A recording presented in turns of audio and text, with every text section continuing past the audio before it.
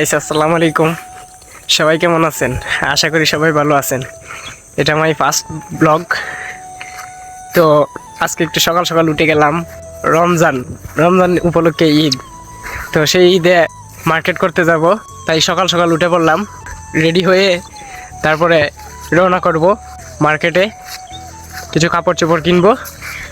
তো আর কি, আমার নিউ আইডি, সবাই সাপোর্ট করবেন, সবাই পাশে থাকবেন, সবাই সাবস্ক্রাইব করবেন। এটা আমার ফার্স্ট ব্লগ, সবাই সাপোর্ট করবেন।